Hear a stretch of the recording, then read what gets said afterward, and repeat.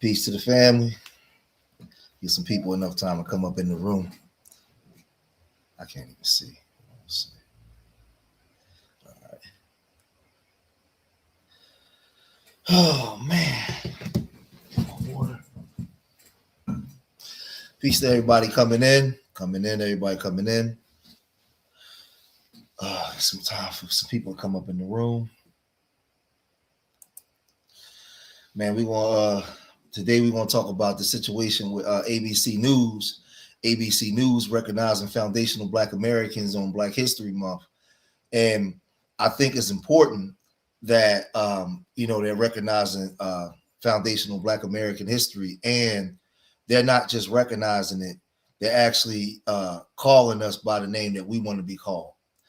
There's a young generation that's here now, and they want to name themselves. They want to claim themselves, right? There's going to be pushback all the time. I told you guys that there will be pushback from the old guard and from people that want to stay on the Pan-African plantation, right? That's going to be, detractors. I make these videos. People come in, they angry, they upset a lot. They say a lot. It's funny how a lot of these Pan-Africans and these people in the Democratic plantation, they have a lot of very disparaging things to say, right? Let me see, hold on, let me make sure that this went out real quick. Hold on. Yeah, all right, there we go. Yeah, they have a lot of very disparaging things to say about us, right? And a lot of us are over here, man, we just doing the content. We're not bothering nobody. We're not going in on nobody. We just bringing the content. And it's good for me because a lot of things that I was talking about years ago, I can bring that stuff back out because now I know that the public is ready for it. I know that the people is ready to see who foundational Black Americans really are. They ready to see that foundational Black Americans are not real N-words and bad B's and all that kind of stuff. What's good? People coming in. Let's see. People really starting to see who we really are, and a lot of foundational Black Americans are starting to be educated as to who we really are and who they are, right? Because the system for many years went out of their way to portray us in a certain light. And even when we got in positions of power of media, we even use media to portray us in a negative light, right? But now we come from a whole vast, rich history, man. And for years, I was online teaching this history for years, right? And it was going on deaf ears. It wasn't getting views because our people was too distracted by the noise outside. What's going on with my, hold on for a second. Why is this not lining up? Hold on 1 second, y'all. Let me see if I can pull it up this way. Hold on 1 second, y'all. What's going on? Peace to people coming in. People coming up in the room. This thing is not lining up for some reason. Hold on. Let me there we go. Now we working. For some reason it wasn't doing what it was supposed to do. For the people coming up in the room, he wants to show from down north. He said from down north. Hey, it's funny when we say that in Philly. We don't ever say I'm going up north. We say down north. Yo, where you go? I'm down north right now. I'm on. Yeah, but we come from a great people, a great and mighty people. And I said for years, what's going on? We got Cincinnati in the house. We got North Philly in the house. Who else up in here? What city? Put y'all cities in there. What city in the house? Right? What city's in the house? Because I'm gonna lay some stuff out today. I'm gonna be here for a minute. I'm gonna lay some stuff out while it's Black History Month, and I want you guys. It's funny. The algorithm probably knows what I'm going to present today, so I probably won't get 700 people in the room today. Because the things that I want to show, I'm not going to be hooping and hollering and screaming and all that kind of stuff today. No. The 702. Full 5 Fillmore. We got Atlanta. Yeah, we got, and y'all know something? Every Tennessee, all these cities y'all showing, I'm going to show you the black man that's responsible for what I'm doing right now. There's a black man, Clarence Skip Ellis. There's a black man that's responsible for being able to interface online with multiple people at the same time and being able to click on the icons. That's a black man. He's one of the precursors to artificial intelligence. Clarence Skip Ellis, a black man, right? Most of our people don't know that, right? Most of our people don't know that. See, I keep telling you guys, if we understood our contributions to America and the world, we would never call ourselves a real N-word or a bad B. We wouldn't be out here unaliving ourselves like this. We wouldn't be compromising ourselves if we understood who we really were and the power that we really have, right? The two fathers, what's up, VA? The two fathers of AI. We're going to talk about them today. It's Black History Month, right? We're going to show a frame of reference of what foundational Black Americans are. Because I often say, in my city in Philadelphia, 2021, we had almost 700 homicides, right? But that year, we graduated 12,500 kids graduated from school. Nobody talked about it. All they talked about was the murders. They didn't celebrate these babies graduating from school to go on to further their education. North Carolina in the house, because we've been trained to feed a steady download of misery to ourselves and to our people. Well, with now the creation of the consciousness of foundational Black Americans, we're in the process of changing that. Now, I was online before 2017, 18, teaching this history, and I felt like it was going on deaf ears at times. I felt like, we in Google Hangouts, me and Brother Moses, me and my brother Richie from the Caribbean, my brother Richie, we was teaching this history and going in, and I felt like people didn't care. I felt like people wasn't listening. People wasn't showing up. People wasn't ready. Man, and I will run on it, I work out, I pray on it, and the Most High would tell me, George, it's not the season yet. Everything come in due season, right? And I would be discouraged. I wanted to quit YouTube. I felt like the people wasn't listening. We created Urban Nerds. We want to bring the information to the babies. We going to museums. We doing all the stuff, and I'm like, man, I'm asking the Lord, what's going on? Why they not listening, right? And then out of nowhere, a new generation of kids is springing up.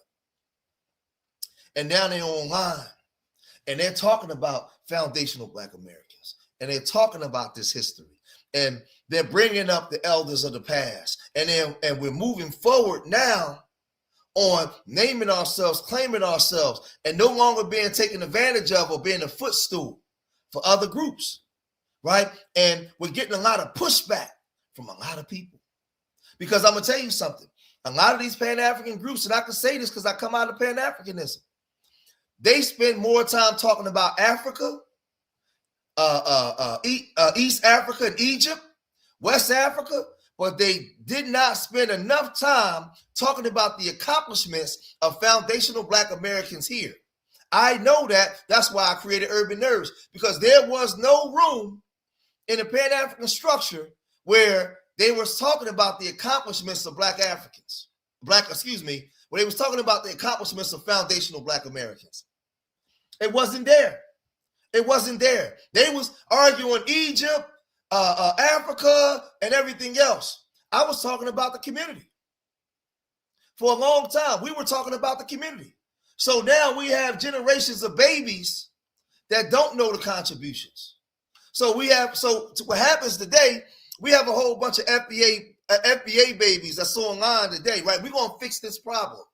And they regurgitating a lot of the same thing. And it's not their fault. They haven't been taught their history. But the first thing that we got is we got the FBA babies saying FBA.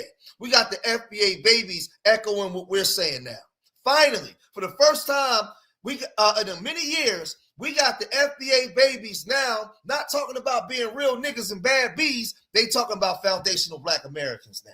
That's the first step. Now we got to educate them. We got to educate them on what FBA is and what it means to be FBA and the powerful people that you come from. Now it's our turn to educate them now. We got to let them know the people they come from. When you get on elevator doors, when you open up a freezer to go into to get some frozen food, that's your people. That's your people. When you deal with seasoning and curing meats, that's your people. When you turn on your home alarm system, that's your people. When you go take a crap in the toilet, that's your people. I'm just saying. We come from a unique people that many ethnic groups around the world can't even compare. Probably none. But yet and still, with all that power, with all that ingenuity, we are a people that groups come here and look down on us and have the unmitigated gall and audacity to tell us that we don't have a culture, that tell us that we're not allowed to self-identify, while they self-identify right in your face. While they lift the window up of your house and stick their arm in there and extract the things that you create. While they walk in your house and put their foot up on your feet, their feet up on your coffee table. While at the same time flying their flags. While you give your support to a Democratic Party for the last 65 years and get nothing back, and then they replace you right in front of your face. And the reason why they're able to do that, because they know that these powerful people that I'm speaking of today, these foundational Black Americans, so many of them don't know who they are or the powerful people they come from. We're going to change that today, baby. We're going to change that today, tomorrow, next week, next year. We're going to change that because now that they're saying the FBA, we're going to give them the armor of God that's impenetrable. Nobody's going to be able to penetrate through it now. Because we ain't worrying about that drill no more. We ain't worrying about that. We want to learn who Percy Julian was. See, the real Black superheroes and women superheroes like Alice Ball, Percy Julian, Ernest Everett, the people we come from, that the world benefits from. Yeah, we come from a man. Forget dancing, forget rap music and music, bro. We come from a people of innovations, creativity, unlike no other. Those are the people. That's why in the marketplace, listen to me, family. That's why in the marketplace, the other groups want to keep you in the position of a lifetime of consumption, consuming. They want to keep you in a position of lack. They want to keep you in the position of having to go outside of your own people to depend on everybody else because they benefit from your ingenuity. They benefit from your creativity. Right now, while we talking right now, there's a Black woman giving birth to a foundational Black American who's going to grow up with all kinds of talent, and he's going to go out to a W university, or she is going to go out to a W university, or they may go to an HBCU and come home and go work for a W corporation and take all of our talents outside of ourselves. The Black woman every day gives birth to gods that move the world. But they don't want you to be woke, because if those gods and goddesses begin to understand just who they are, we start keeping that stuff for ourselves. That's going to shake up the market, family. Because just your very being is priceless. It's priceless. The raw materials on this planet ain't worth nothing comparable to you. The greatest thing they ever stole was you. I'm going to say it again for the people in the back that can't hear, and the people with hearing aids. The greatest people, the greatest currency they ever stole was you. They stole your bodies and then your minds. They stole you that was here on these shores before they got here, and then they stole brothers and sisters from Africa and brought them here and combined them all together. And you are the greatest asset ever. your creations, your ability to work in harsh conditions and survive, your ability to work in harsh conditions and survive, your creativity, your medicines, everything was worth more than any natural resource on the planet. It was you. So their best interest was always to keep you asleep. Never have you wake up. Don't wake up those sleeping giants. Don't wake them up. If they ain't killing each other, if they ain't committing verbal genocide on each other, have them where they work continuously up under us. Have them psychologically believe that their only way to this path to success is through us. Let's place them in a cage while we fight over the ones that we gonna have, and have them suffer from the Freddy Krueger effect. They've lost their ability to dream. The only time when they go into the dream world, we're there to kill their dreams. So they have to psychologically live through us, through all of our teachings, our books, everything. And as long as they're living through us, they'll never manifest anything to fix their situation, because our lifestyle is predicated on their dysfunction. And because of that, you have so many people that's fighting. Listen to me, y'all.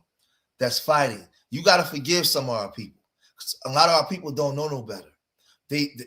When you're trying to come in with something new and you're trying to tear away the old, it's hard to reprogram the conditioning of your people. Our people are conditioned to see the world through the lens that they've been seeing it through. In this marketplace, they're used to going outside. We're used to going outside of ourselves to get the things that we need. These are the things that we're used to. When a black boy or black girl wake up and they walk through their communities, they don't see ownership in those communities. They don't see trust and economic and commerce being passed down generationally. They don't see relationships through commerce, business transactions, families working together within a community structure. They're not seeing that. They're conditioned to go outside of themselves. That's why we're subordinate to other groups and not each other.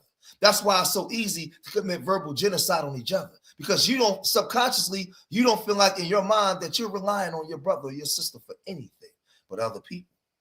The W man knows that. That's why he created that environment for you. And we have to reverse that. So this is why I'm telling you that foundational Black Americans isn't just a talking point, it's a lifestyle. You teach people how to treat you. You have to now love your brother. You have to now love your sister. You can no longer be online committing verbal genocide on your sister or your brother no more, because the world is watching. So the minute we stepped out and said, hey, we're claiming our own identity, we're foundational Black Americans, we're doing this, you are now under the microscope and everybody's watching your behavior. So don't do anything to give them anything to critique, to use their multimedia, mass media to now paint us in a negative light. And they're paying Black people to go against you as well. So now we have a responsibility on the way that we behave, the way that we behave towards each other. See, when not the brother Afro Elite, Afro Elite, shout out to Black Afro Elite and Black Alpha. Shout out to those young brothers, man, doing their things, man. Shout out to those brothers. But when my brother Afro Think Tank came at me, and I didn't do anything to him, I didn't disrespect Afro Think Tank. I don't have to be disrespectful to that brother to get my point across. We just disagree. I just have to teach what I teach. He disagrees with what I'm doing. I disagree with what he's doing. That don't make him my enemy. And that's the thing. That's the message I was trying to convey to my brother Afro Think Tank. We're not enemies. We're not enemies. I'm just on FBA business. I'm doing FBA business. I'm on teaching what's important to me here in the shores of North America on what I'm doing, right? And I want to get this information out to the babies. Most of us don't hate Africa. We don't hate Caribbeans. We don't like the ones that come here and undermine us, right?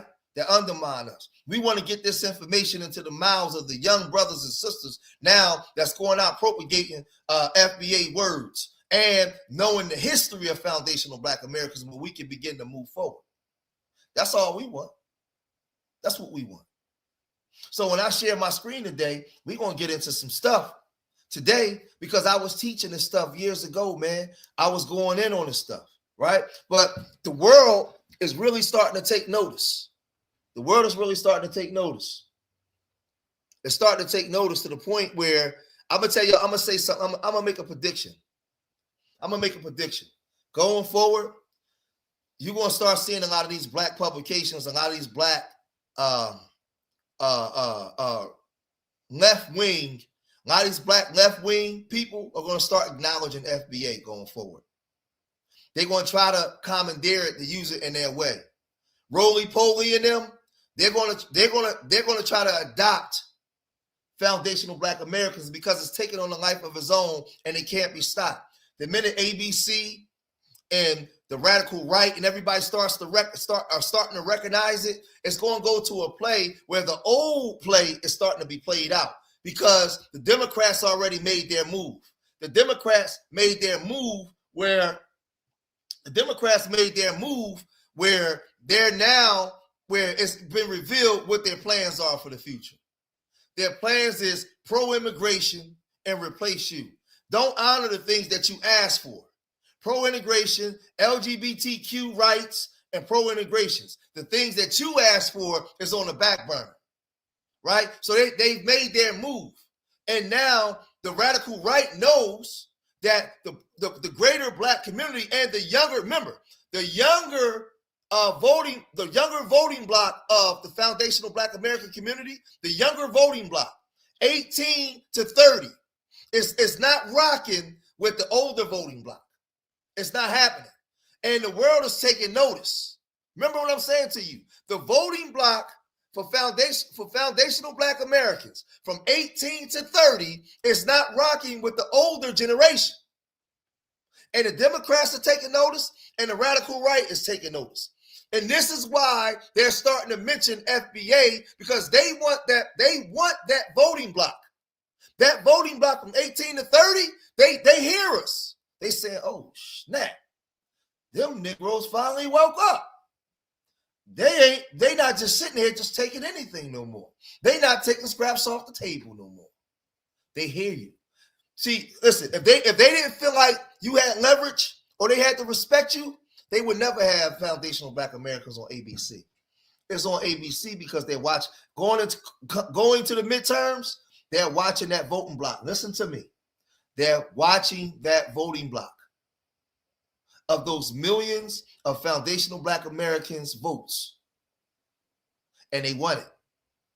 The Democrats is spinning their wheels now. They're trying to figure this thing out. What's our next move? How are we going to move? That's what the Democrats is trying to figure out. Yes, they watching. And this is why you're starting to see, listen to what I'm saying. Everything is done strategically.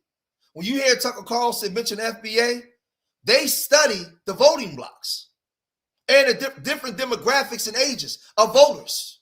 And they see these young people online. So Tucker Carlson go out and he start dog whistling.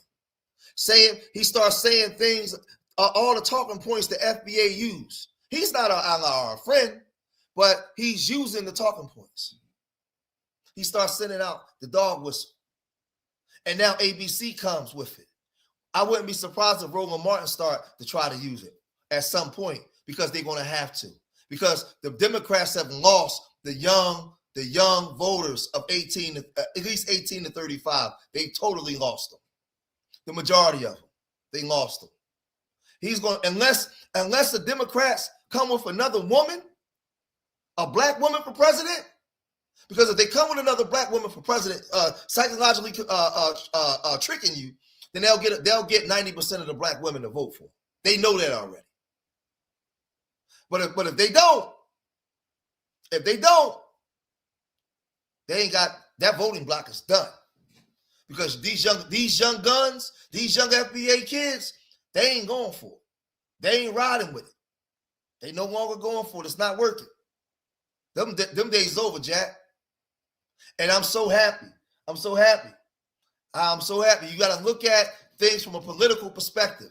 When you hear James Fishback using those terms, he's dog whistling to his community that the Democratic ship is leaking oil. And they betrayed the black community so much that the children of the children of black voters is not listening to their parents no more when it comes to the voting part. And that's what's happening. But I want to caution you to know that just because the Democrats did that don't mean that those Republicans are our friends. They're not our friends. They're not our allies, and they never will be our friends. We don't have friends. We are our only friends. And we have to now create leverage to make people meet us where we want them to meet us. The Trump ain't our friend. Trump is a W man. And all them old W men are extremely racist. Don't fall for it. Don't fall for it. Don't fall for it. None of them are. None of them are. And I have the history on my side to prove it. Right? So what we're going to do, we're going to share the screen and we're going to get off into some of this stuff, man. And I want you guys to pay attention, man. We're going to share some of this stuff. We're going to get off into it, man. Let's start this thing, man. We got 275 people in the room. Let's hit it.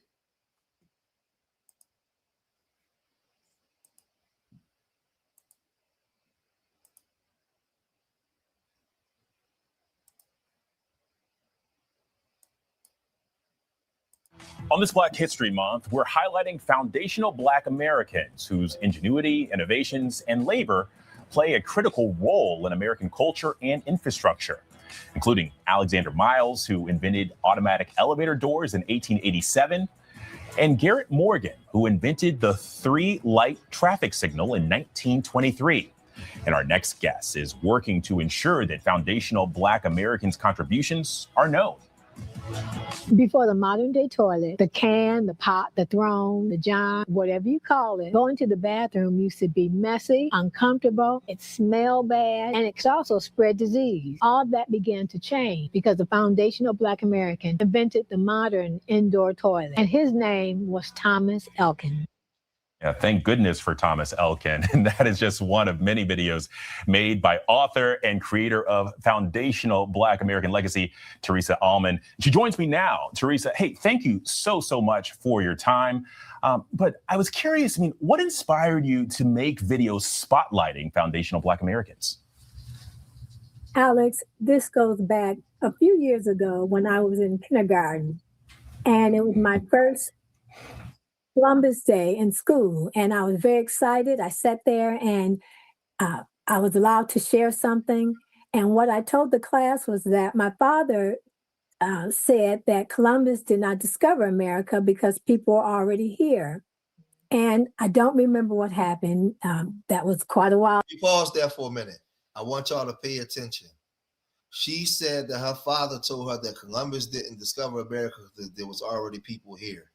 Now, years ago, they would have never allowed a Black person to be on TV to talk like that. The Pan-Africans, the Black clergy, the Black church, everybody would have shut them down. But because FBA is making a loud noise, the corporations is paying attention.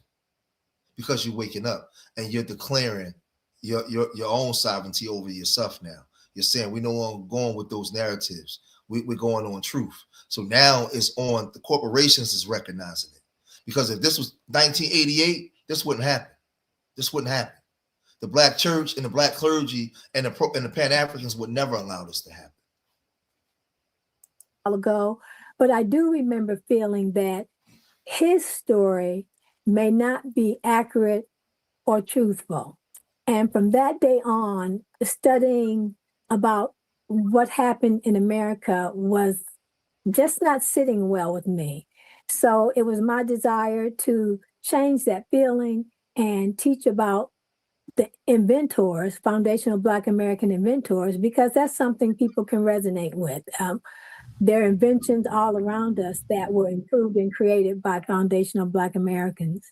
Yeah, certainly. Well, in your history, or in this history and in this research process, what's been one of the inventions that's stuck out to you the most? I like to think about Miriam Croak.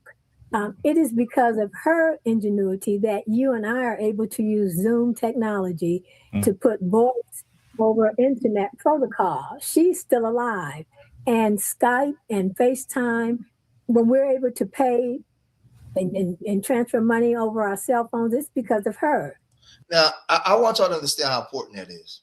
Think about this. You able to Skype and see people and different things. You're able to transfer money. You're able to do these things. If immigrants understood that it was a foundational Black American that's responsible for that, you think that they would come here and disrespect you if it was taught to them from the time that they was a child? See, remember, in this country, you were sentenced to a lifetime of consumerism to be at the bottom. So they had to make sure they had to destroy your image, not just your bodies, but your image, the way people saw you and the way you saw yourself. So now they go out of their way to make sure that people don't know this stuff, and you don't even know it. So now the perception you have of yourself is already messed up. Hey, shout out to the people giving the super chats. I say to the family though, if you can see, I got the Cash App there at the pin at the top. I got the PayPal and Venmo. If y'all want to, if you can donate, because you know YouTube, they take like 30% out. But if you can donate through Cash App, pin to the top, PayPal, and also Venmo, or you can see the Cash App going across. For anybody that want to put the super chats in, I will request that you put it in and teach the other way. But they're not going to tell you this history, family. They're not going to tell you who you are. It's our job to do this. I'm so glad that the Most High has opened up a door to allow me to bring out this stuff that I've been teaching for so long. Today, I hope that we get 700 people in the room today, that you guys can come here and see the contributions, the foundational Black Americans, because we are a unique, special people. Special people. And wow. I didn't know that until I looked into it. So, you know, that's very powerful. You know, we take that for granted nowadays. 100%. And you just taught me something too. I've got a research project after this segment. But listen, Teresa, because I think this work is really important. So, I mean, how can we learn more about other foundational Black Americans? Well, one thing you can do is buy my book, but then there are other things you can do, such as just research. There are books available in the library. Fortunately, there's the internet. You can always look up people and look up things and just look into who invented this.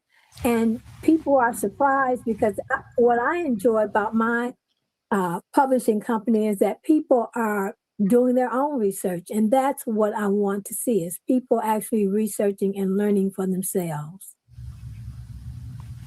Well, and it feels like, you know, so much of this just kind of boils down to curiosity, just like you had in kindergarten there, Teresa Allman. Hey, thank you so much. Thank you for having me. So hold on. Let me find this person in the chat real quick. I just seen it. Where you at, you little rascal? Let me find him. He said, I'm not buying her book. Well, if you're not buying her book, why you here? My whole thing is get up on out of here. If you don't want to buy her book, you don't want to contribute to what this elder is doing for the community, you probably you probably an immigrant on that Pan-African old stuff that don't want to change, then get up out of here. So I got my minds, man, listen, people can question things, that's cool, but if anybody's saying anything disrespectful, or if anybody's saying anything disrespectful towards FBA Americans, get them out of here. Now they can question, right? Don't block them, just time them out. Yeah, I mean, we got to give them a chance to change from their ways, right? But let's move on.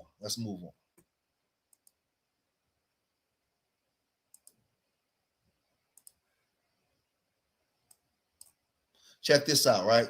Now I want y'all to pay attention, because I want you to understand. I'm ready to show y'all this real superhero. See, before I show this, I want to break something down, right? I want to show y'all something real quick. I'm gonna show y'all something real fast. I want y'all to see this, because I got to illustrate what I'm about to do. What I'm about to do is show y'all a real superhero, right? But before I show y'all a real superhero, I want to show y'all this, right? I want to show y'all this. right? That's the image. That's the image of me slaying Superman, and Wonder Woman is in the back. Now, one would ask, that's me knocking out the Incredible Hulk, right? Now, one would ask, George, what is the significance of you destroying Captain America and Wonder Woman and all of this stuff? George, what are you doing, George? From the time you was a child, they indoctrinated you. You watching Superman, and Superman was a white man, a W man with a cape flying through the sky, right? And you don't understand what the subconscious mind does. When the conscious mind downloads that into the subconscious mind just makes reactions based off of what you put in it.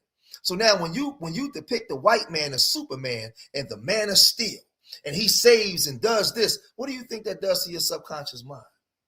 They already programming you for it from a child. So when you see me come up out that spaceship with my sword and I slay Superman, I'm not slaying a W man, I'm slaying W supremacy in my mind. I'm getting all that poison out of my mind, right? So I'm coming down and I'm wiping, and you got the Amazon queen, Wonder Woman, who only deals with women, who deals in, you know what, that other lifestyle. She in the back confused because this black man done woke up. She don't know what to do because this black man done woke up. I'm slaying that W man in my mind. So now when I slay the W man in my mind, I get the stuff like this. Let's get it. I get the stuff like this. And I start learning that I'm no longer a real N-word, right? And I start learning stuff like this. Meet Percy Julian, a genius who defied Jim Crow racism to revolutionize modern science. In this video, brought to you by Black History X, discover how Julian synthesized glaucoma treatments from toxic beans, slashed cortisone costs to help arthritis patients, and built $1 million lab empire, all while battling fire bombings and segregation. Fact 1. Born in 1899 in racially segregated Montgomery, Alabama, Julian faced systemic racism but excelled academically. Despite graduating as valedictorian from DePauw University 1920, he was denied a teaching position due to his race. He later earned his PhD in chemistry from the University of Vienna 1931, becoming one of the first African Americans to achieve this. Fact 2. Julian became the first scientist to synthesize physostigmine, a compound used to treat glaucoma, from the calabar bean. His breakthrough involved converting the plant's toxic alkaloids into a stable medicinal form. This work not only advanced organic chemistry, but also provided affordable treatment for glaucoma patients, particularly those unable to afford expensive natural extracts. Fact 3. While working at Glidden Company, 1936-1953, Julian discovered how to extract stigmasterol from soybean oil, a key step in mass-producing synthetic hormones like progesterone and testosterone. His methods made hormone therapies widely accessible, aiding fertility treatments and corticosteroid production, for example, cortisone for arthritis. By 1950, soy-based steroids became a $200 million industry. Fact 4. Julian created a cost-effective method to synthesize cortisone, a steroid critical for treating rheumatoid arthritis. Before his work, cortisone was extracted from ox bile at exorbitant prices. Julian's soybean was a fraction of the cost, allowing millions to gain access to life-changing anti-inflammatory treatments. Fact 5. In 1953, Julian launched Julian Laboratories, a chemical company specializing in steroid intermediates. He sold it to SmithKline, now GSK, in 1961 for $2.3 million, over $20 million today, becoming one of America's first Black millionaire entrepreneurs. I got a question. And I want y'all to be honest in the chat room. When y'all was in school, how many people, it's a two-part question. How many of y'all knew who this man was? And show me in Black spaces and these Pan-African spaces where they told you. Be honest with me. In the Pan-African spaces, have y'all ever heard them mention this man? This is the man responsible for the synthetic form of cortisone. He's also responsible for helping so many different things, man, moving different things in the scientific realm. How come we don't know who he is? How come our black babies didn't know who this man was? They know who real. All these young women know who Bad Bees are. How come they didn't know? Right? How come they didn't know? This is a foundational Black American right here. Look. Let's go backwards a little bit. Let's go backwards a little bit. Advanced organic chemistry, but also provided affordable treatment for glaucoma patients, particularly those unable to afford expensive natural extracts. Fact 3. He was very innovative in the glaucomas for glaucoma patients, right? This is a foundational Black American. How come the Democrats and the Republicans didn't go out of their way to protect our image, to let immigrants and other white people, white children know who we are? Who we are. I'm just saying. CR, you know I've been teaching this forever. I'm approved. I've been teaching this from Google Hangouts when nobody was watching me. While working at Glidden Company, 1936-1953, Julian discovered how to extract stigmasterol from soybean oil, a key step in mass-producing synthetic hormones like progesterone and testosterone. His methods made hormone therapies widely accessible, aiding fertility treatments and corticosteroid production, for example, cortisone for arthritis. By 1950, soy-based steroids became a $200 million industry. He created the synthetic form of cortisone for arthritis, bro. And when you go get them cortisone shots, them athletes and everybody, that's a Black man. That's Percy Julian. Fact 4. Julian created a cost-effective method to synthesize cortisone, a steroid critical for treating rheumatoid arthritis. Before his work, cortisone was extracted from ox bile at exorbitant prices. Julian's soybean was a fraction of the cost, allowing millions to gain access to life-changing anti-inflammatory treatments. Fact 5. In 1953, Julian launched Julian Laboratories, a chemical company specializing in steroid intermediates. He sold it to SmithKline, now GSK, in 1961 for $2.3 million, over $20 million today, becoming one of America's first Black millionaire entrepreneurs. He used his wealth and platform to fight racial inequality, funding the NAACP and scholarships for Black students. His home was firebombed in 1950 by racists, but he refused to be silenced. See what I'm saying? So we come over, we go here.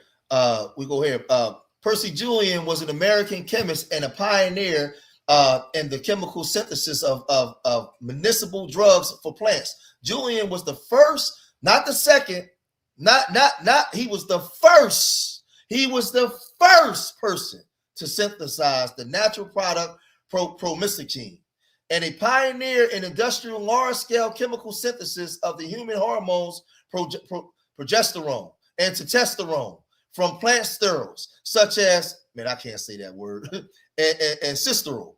His work laid the foundation for the steroid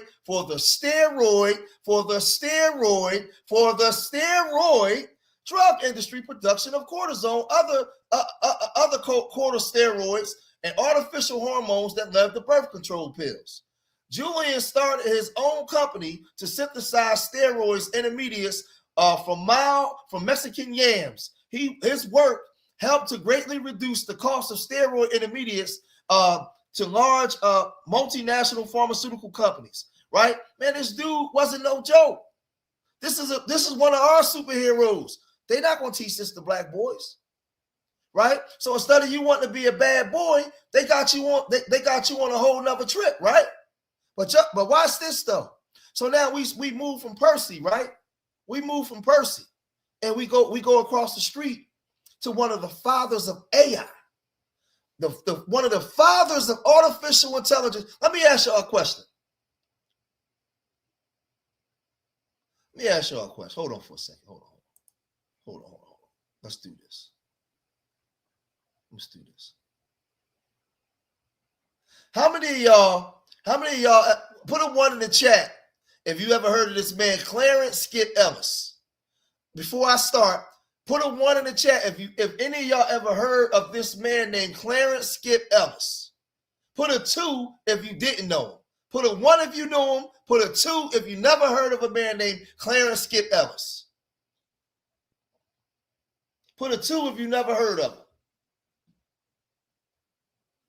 We got 2s everywhere. 2s, 2s, 2s, 2s. All my foundational Black Americans. That's why I'm glad y'all here. You know what's funny? When I was going live, the algorithm and the computer know what you're going to present. I had 700 people here the last time. Now that I'm giving information to my FBA family, the armor, only half of it show up. Only half of them is getting the signal that I'm here. See, all this done is strategically on purpose, bro. If I was on here arguing, hollering, and hooping and hollering, it'd be 800 people in the room. But now that we teaching FBA business, real FBA business, so y'all got to pay attention. So here we go. Let's get to it. Let's get to it. Let's get right to it.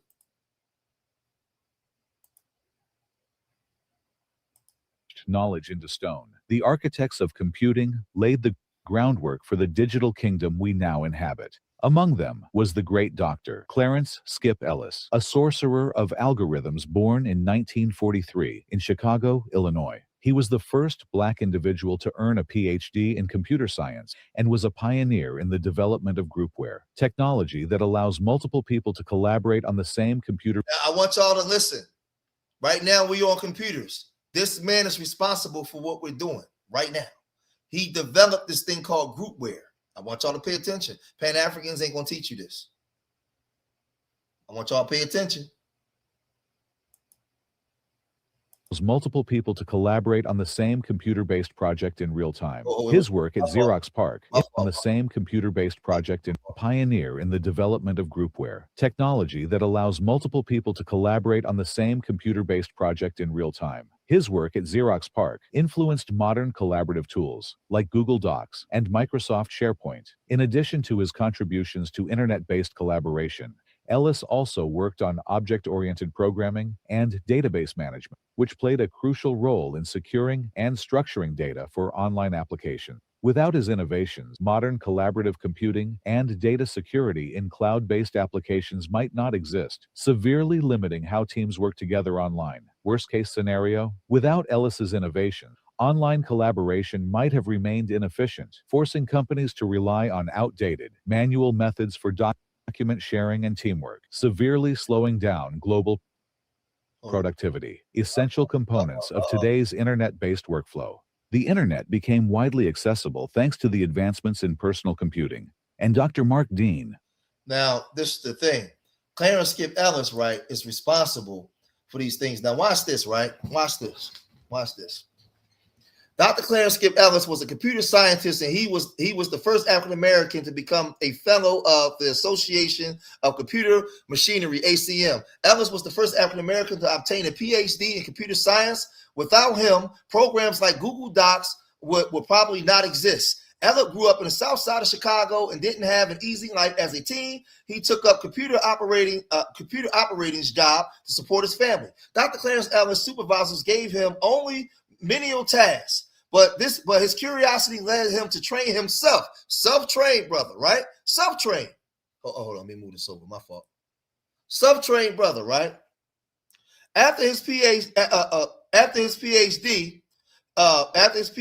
Ellis worked with some prominent companies and universities like IBM, Xerox, Los Alamos, Scientific Labs. Dr. Ellis was a trailblazer of groupware, a computer program that allows multiple users to work on one document simultaneously. His technology helped create programs like Google Docs and Microsoft SharePoint. Ellis invented the technology of sending commands to the computer by clicking icons on the damn screen. What I'm doing right now is what he created. When everybody gets onto the computer and click on those screens to send demands to give you a feedback, that's Dr. Ellis.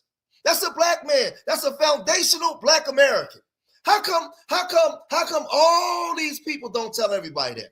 Everybody works off a computer or a laptop, and Dr. Ellis is the one that created for you to move, for you to do what you're doing. But yet and still, young Black boys don't know this. They gave you Superman and Batman and all the money is W faces. They already programming you from a child. So now when I try to teach you this history, you don't even want to listen to it. Because they didn't already beat you down subconsciously. You don't even realize it. Ellis invented technology of sending commands to the computer by clicking icons on the screen. He also led a team at Palo Alto Research Center that created, listen, the first off-talk use icons and the internet to make long-distance collaborations possible. Did y'all just hear what I just told y'all? He made icons and the internet to make long-distance collaborations possible. What we're doing right now, that's the foundation of Black Americans. And you wonder why they don't want you to know who you are. Ain't no white man create that. Ain't no African create that. Ain't no person coming from no Arab or no Indian. No, it was you. All y'all online right now committing verbal genocide on each other, saying you don't need the black man, saying you don't need the black woman. No, you don't even know who you are. The very mechanisms that you use to commit verbal genocide on, Skip Ellis, a foundational Black American, is responsible for it. The mere fact that you can even collaborate long distance on the internet is Clarence Skip Ellis. My God. I got to ponder on that for 5 seconds, boy. Woo. Because see, when you unpack, when you really care about your people and you really do the work and you love your people, this is heartbreaking. That for so long, it's heartbreaking, but it's happy at the same time because the ancestors is allowing the door to be open for us to get this knowledge. Ellis invented the technology of sending commands to the computer by clicking icons on your screen. He also led the team at Palo Alto Research Center to create a program called Office Talk. Office Talk used icons and the internet to make long-distance collaborations possible. Oh, man. Ellis' contributions to computer science extended beyond the development of groupware. Listen, I want y'all to listen. Ellis' contributions to computer science extended beyond the development of groupware and graphical user interfaces. He also made significant contributions to the field of artificial intelligence, AI. In 1980, he led a team at the University of Colorado to develop one of the first AI systems capable of generating natural language responses to user input. I'm just saying, man. To user input. The system was called Denny. It was used to create a natural language interface for a database of information about energy resources. Ellis' work on natural language process and groupware paved the way for the development of tech today. That's a black man. That's a black man. Let me ask y'all a question. Do you think in these juvenile lockups they teaching these black boys and girls this? To try to download this into their mind?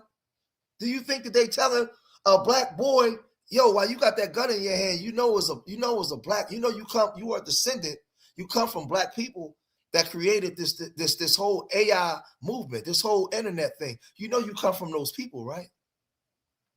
You know you are the people, you come from the people that was stolen. Because you was already, remember, if I come into your house, when I come into your house and rob you, I'm gonna take, the reason why I'm coming there because you got something I want. You got something that I don't have. And I'm gonna take the best of what's in there.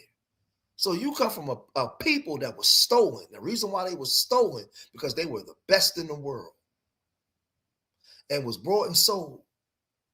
And even though they was brought and sold, they still triumph today.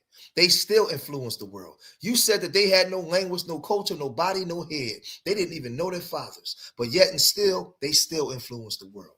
You come from a people that when other groups look at you, they look at you in fear. Because if that monster ever woke up, man, You come from a people. You don't even understand who you are. So when you say I'm FBA and you now starting to claim yourself, they are afraid. And the sellouts are afraid because they know that they're in trouble. The trumpets are being blown and the ship is leaking oil because the children are waking up. What they going to do now? What they going to do now? Dr. Clarence Ellis was a true pioneer in the field of computer science, and his legacy continues to inspire and influence generations of innovators. Let's let's go. This man was the precursor to how you use AI now. You guys can look him up, the Denny system, right? Now let's go across the street to another innovator. Let's see. Let's go over here to another innovator. I want y'all to check this out. I want y'all to listen to this man. Fair use. I hope Earn Your Leisure don't get me. I'm just trying to teach the babies, Earn Your Leisure. That's it. I want to spread this out to a greater audience, man, because this man right here, man, watch this, y'all. Watch this. Very big GPU, named after David Blackwell. To introduce you. Shall we? Let's do it. Okay. National Medal of Science 2, David Blackwell, University of California, Berkeley. I would like to introduce you to a very, very big GPU, named after David Blackwell. For fundamental contributions to probability theory, mathematical statistics, information theory, mathematical logic, and Blackwell games.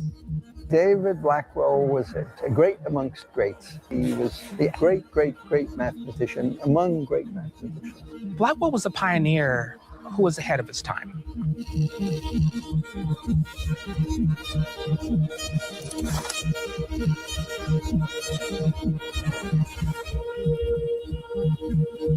I thought I knew my grandfather.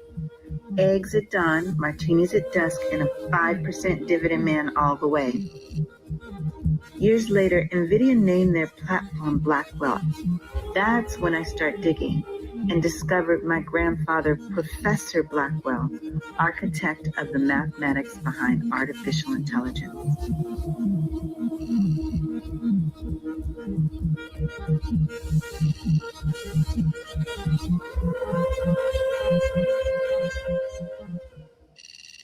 A lot of his ideas really caused people to rethink, how do we interpret data?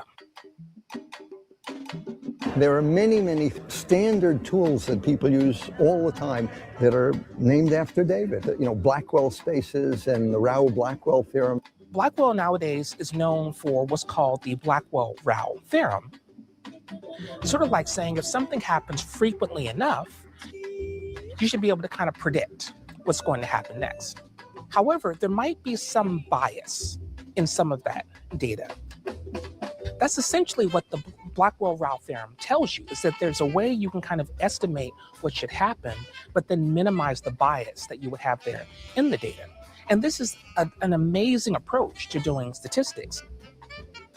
If Blackwell were alive today, he would certainly be the one to raise up his hand and say, you know, look, there's bias in AI, there's bias in the training data that we're using, and we really need to think about minimizing these as more and more people use these models. I was very clear that I was going to be a school teacher. My father had a friend who was on the school board, and before I finished high school, he already told my father that if I went to college and got a degree, he would get me a job teaching. And this was in the Depression. And it was a great relief to me and everybody else when it was clear what my future was going to be. After I got my bachelor's degree in 3 years, I decided to spend my 4th year getting a master's degree. But then at the end of my 4th year, I was encouraged to apply for a fellowship to go on for a PhD, and I did. And then, of course, my objective changed. There were perhaps 25 awards. 22 of them required teaching assistant responsibilities. 3 of them were pure fellowships. And everybody applied for both things, and the lucky 3 got the fellowships. And one of my colleagues who also applied told me that I was going to get one of the fellowships. And I said, how do you know? And he said, well, you're good enough to be supported, and they're not going to put you in front of a classroom. And he was right. Mind you, he's saying they didn't want to put him in front of a class. Remember, he was a black man. He wasn't allowed to be out there teaching W folks.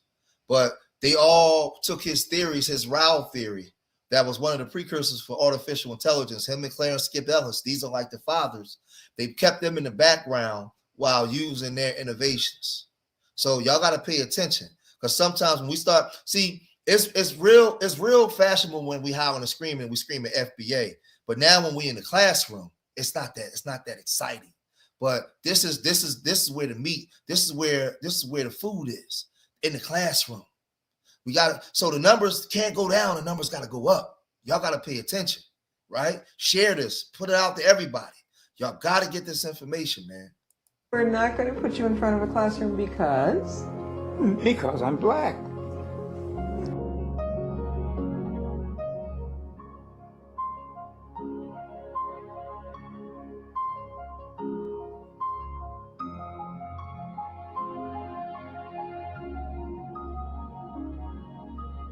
David, you know, he was a black mathematician, and there are no black mathematicians that would that it were, but they're very few anyway. What was that? You hear what he just said? There are no black mathematicians, right? CR, I gotta say W, man, because they be after me. When I say all the other stuff, man, they be striking me. So I gotta, you know, I in order to get the message across, I gotta remember that I'm on their platform, my brother. But listen to what this man say. Like to be David Blackwell. I never could get him to talk about that. Anything about what his experiences were in Berkeley. He had the problems of not being hired in the 1950s because the wife of the chairman of the Berkeley math department said, well, I wouldn't want to see us hire somebody that I couldn't invite to my home. Yet Jersey Neyman realized that David Blackwell was David Blackwell and did hire him over these awful people's dead bodies. But to try to get David to tell any story of that sort, he just wasn't a negative person.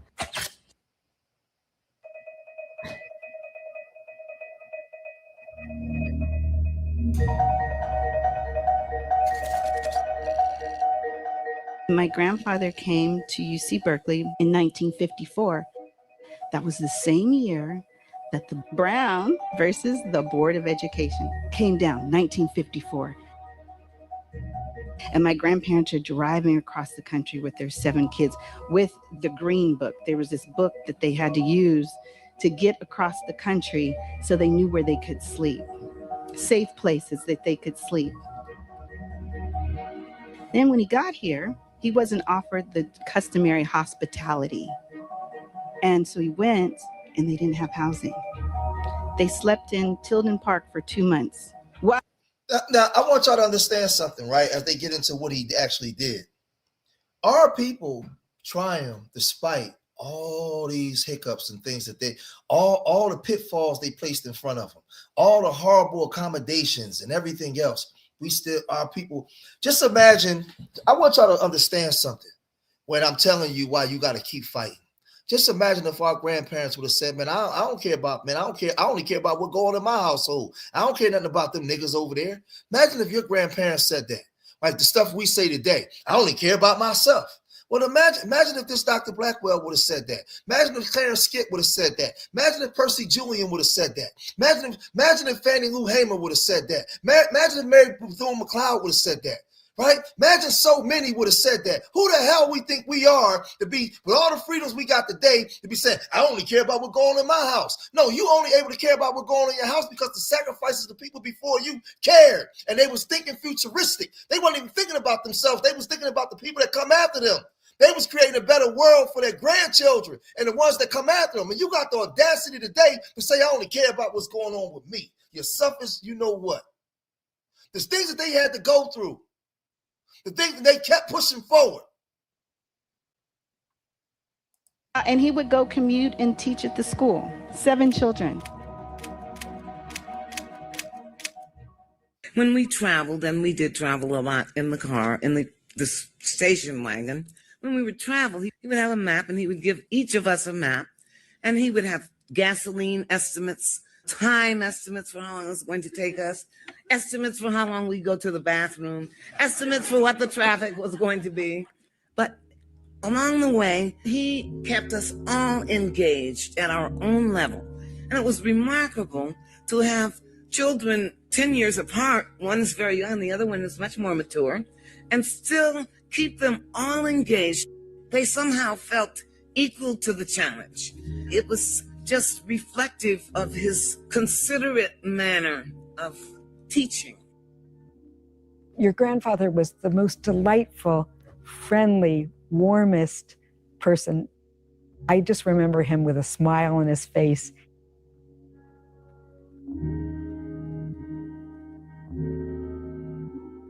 All the years I had heard people talk about David Blackwell, they never talked about him being angry or bitter. Most importantly, they never talked about him saying anything negative about anyone else. And that, I think, truly is a testament to his character. That's what I strive to do, is to really say, maybe things have happened negatively, but let me not try to dwell on that. And let me try to move forward to say, what are positive things that are happening and what are ways that I can make this world a better place? You have arrived at a developers conference. There will be a lot of science described, algorithms, computer architecture, mathematics. In March last year, NVIDIA unveiled its most ambitious GPU architecture. We named it Blackwell in honor of Dr. Blackwell. Today, before they show it, I want you to see these W folks and Asian people, because black people think that Asians are the smartest people in the world, and you think the W man is God. But they got this technology that they unveiling, and it's a damn black man. And they named it after the black man. But do you think that these radical right Republicans or the left Democrats will come here and show the foundation of black Americans this real truth? Do you think the Pan-Africans, Show Me Anywhere, will have videos showing this truth? The Asian man who they put as the top, the Asian and Indian man who they put as the top engineers and everything else. Well, they named this after a black man. Stop self-doubting yourself. Stop believing the lie. You come from a people that's unbelievable. They know more about you than you know about you. Today we're witnessing the dawn of the AI era, and the Blackwell architecture is the engine that's powering this new industrial revolution. We gotta play that. We gotta play that back again because y'all gotta hear what he just said. The dawn of the AI era, and the Blackwell architecture is the engine that's powering this new. Named it Blackwell in honor of Dr. Blackwell. Today we're witnessing the dawn of the AI era, and the Blackwell architecture is the engine that's powering this new industrial. He said we are witnessing the dawn of the AI era, and this black man, the Blackwell, is the engine that's powering the AI era. I could shut this off and go and just go home. I mean, just shut this thing off right now. I ain't got to say nothing else. Y'all think it's a game out here, man.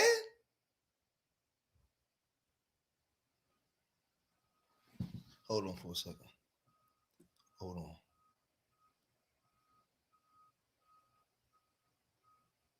Okay, yeah. Man, that's damn. He told that black man that he couldn't understand how David Blackwell could be a black man because they really believe that we are just slaves with no culture and we're ignorant. He couldn't even understand that the Rao theorem that he fell in love with came out of the mind of a black man, a foundational black American man. Whew. Man, Man. Y'all, boy, we just don't understand. Hold on 1 second. My phone ringing. 1 second.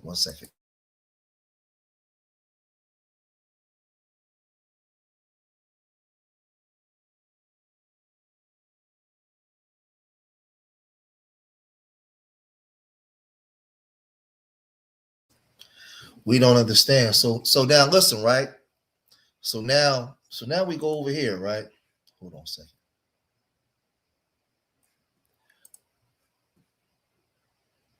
We go over here, right? We go over to, let me pause this. We go over to me, what I was doing, right? I made this 5 years ago. I made these videos 5 years ago for the kids, for Urban Nerds, and when we was teaching this stuff.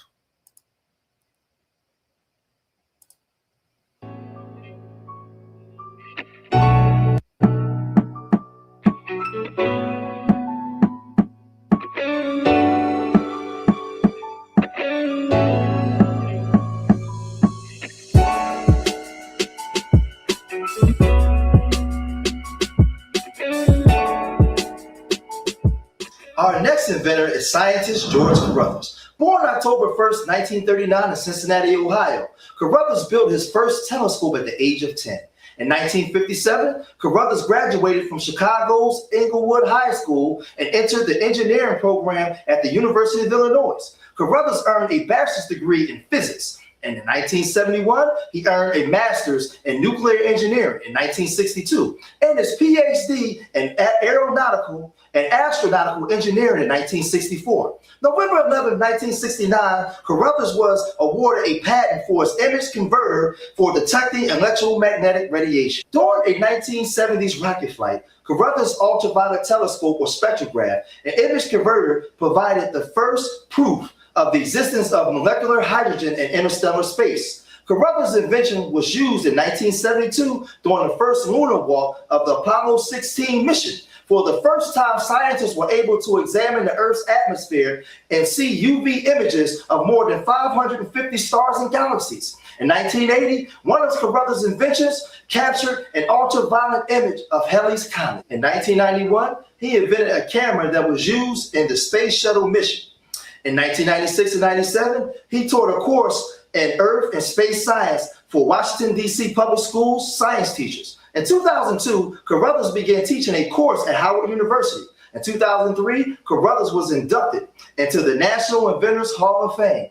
He will always be remembered for his great inventions. Thanks for watching the Urban Nerds Worldwide channel. Be sure to hit that like button. Now watch this. Let's go over here. Hold on, my bad. Yeah. We was already doing this. We was doing this back then. I was teaching the babies back then when nobody was paying us no mind. We was already doing this stuff, right? 300 people in the room, that was unheard of. That was a sin. Ain't no way in the world I was going to get 300 people in the room back then.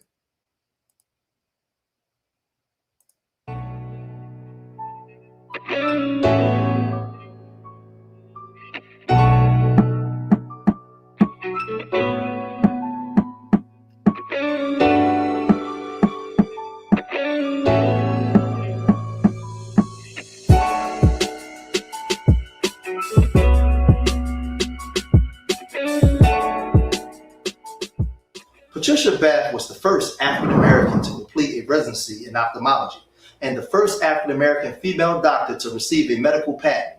Bath was born November 4, 1942 in Harlem, New York, to Rupert Bath, the first black motorman for New York City subway system, and Gladys Bath, a housewife and domestic worker. After graduating from high school in only 2 years, Bath headed to Hunter College, where she earned a bachelor's degree in 1964. Bath graduated with honors from Howard University in 1968 and accepted an internship at Harlem Hospital. Shortly afterwards, the following year, she began pursuing a fellowship in ophthalmology at Columbia University. In 1976, Bath co-founded the American Institute for the Prevention of Blindness. In 1983, Bath helped create the first ophthalmology residency training program at UCLA Drew. In 1981, Bath began working on her most well-known invention, the laser phaco probe. This device created a less painful and more precise treatment of cataracts. She received a patent for her device in 1988, becoming the first African-American female doctor to receive a patent for a medical purpose. With her laser phaco probe, Bath was able to help restore the sight of individuals for more than 30 years. Bath retired in 1993 from the UCLA Medical Center. The same year, she was awarded a Howard University Pioneer in Academic Medicine. Bath passed away May 30th, 2019 in San Francisco, California. She will always be remembered for her pioneering work. Now, hold on. Let's go over here. Matter of fact, yeah, hold on. Yeah, I got you. Let's go over here. Let's show it all.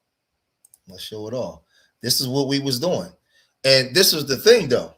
We was doing this. When y'all see me now with my street media channel and I do all that celebrity gossip stuff, I only went into the celebrity gossip because I wanted to get your attention, because I couldn't get your attention when I was trying to do it the right way. Nope, people wasn't listening back then.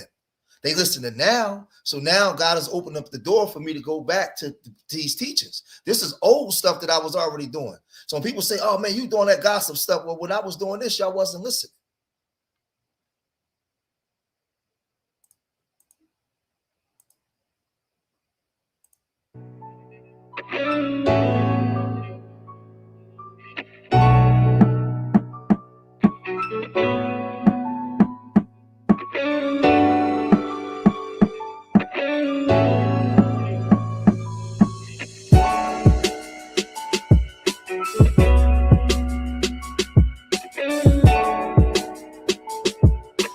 Our next inventor is Maria Van Britten Brown.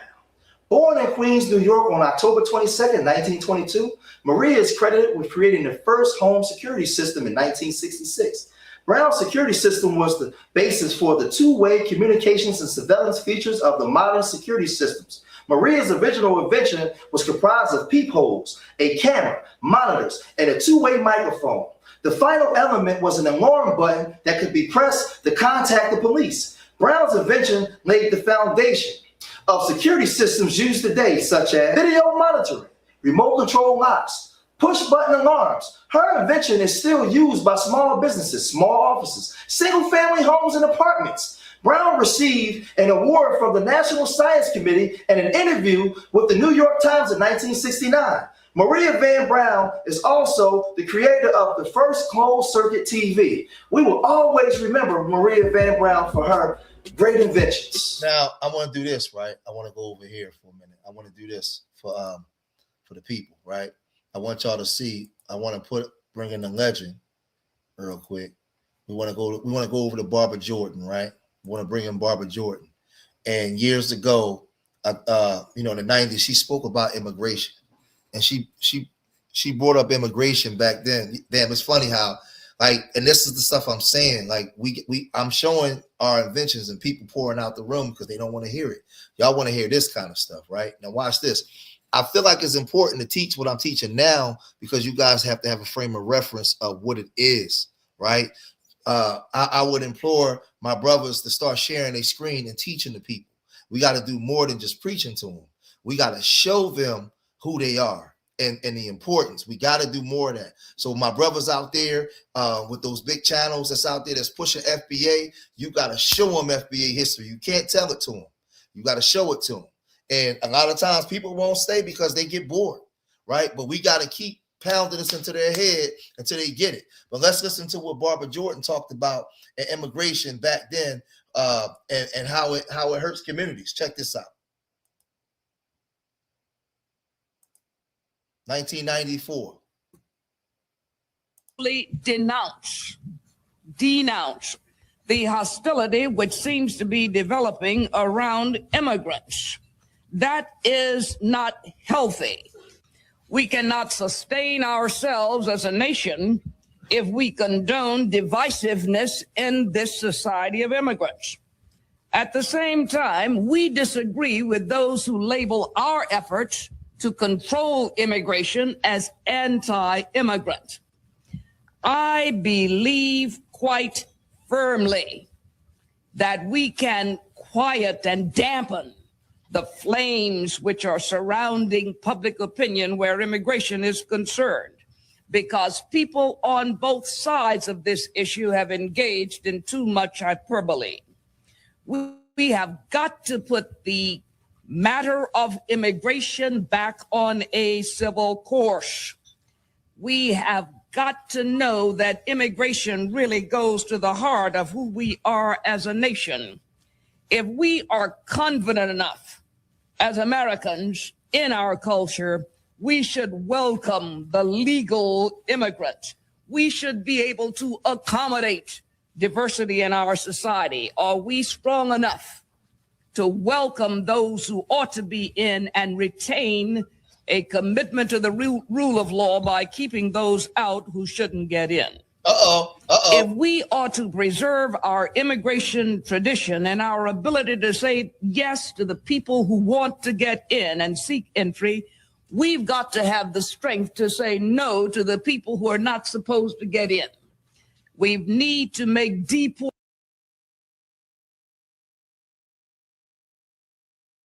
Oh, shoot. Mind you, when she was teaching this, she made a lot of enemies. People was mad at her. Oh, y'all can hear it, right? Y'all can hear it, right? Y'all can hear the whole time, right? Yeah, people was mad at her because they felt like, you know, she was going against the grain, and she was messing up allies that could come from other places, and she wasn't. She was keeping it all the way 100. She was keeping it 100. Deportation a part of a credible immigration policy. As a nation committed to immigrants and the rule of law, we've got to do that balancing act.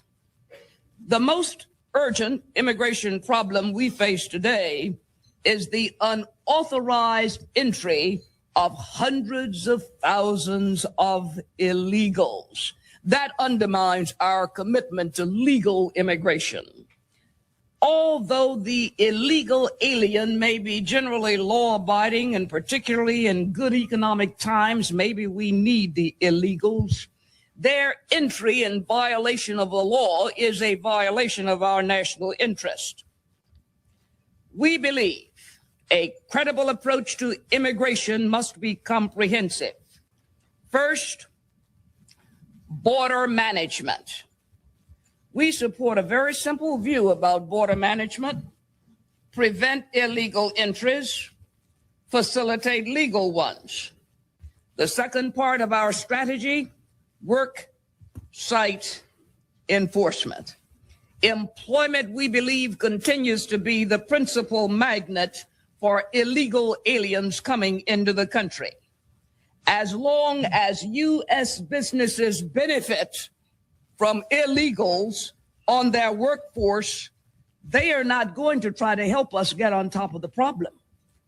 We believe that employer sanctions must be made to work, and enhanced labor standards enforcement, essential components of a strategy to reduce the job magnet.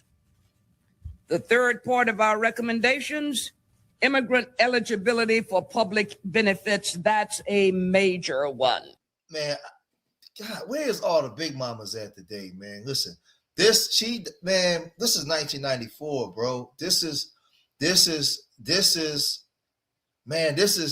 real big mamas, man. This is the one that was 10 toes down, that had the community, that loved their people, man. Like, listen, those of y'all that may not be old enough to remember Big Mama, man, you never seen a black woman like these black women, man. Unbelievable. It's not even close. It's not even close. And I be trying to tell sisters the bloodline of black women you come from. This woman right here was a superhero, man. This is a superhero, a real superhero. Man, you wouldn't get big mamas like, man, what the hell, man? The Commission believes that decisions about eligibility should support the objectives of immigration policy. Using these objectives as a measure of benefit policy, we come to the following conclusions. First, legal permanent residents should continue to be eligible for needs-tested assistance programs.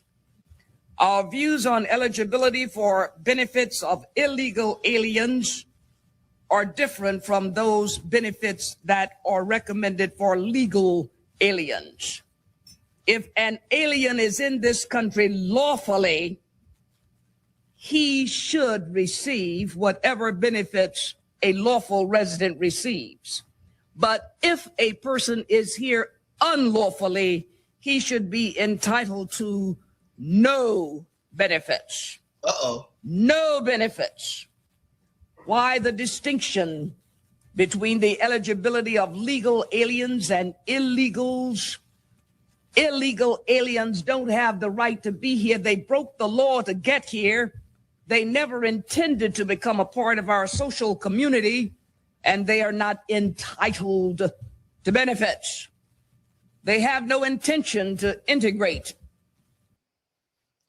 Man, oh shit, hold on. I didn't mean to click on that. Definitely mean to click on that. Hold on. Darn it.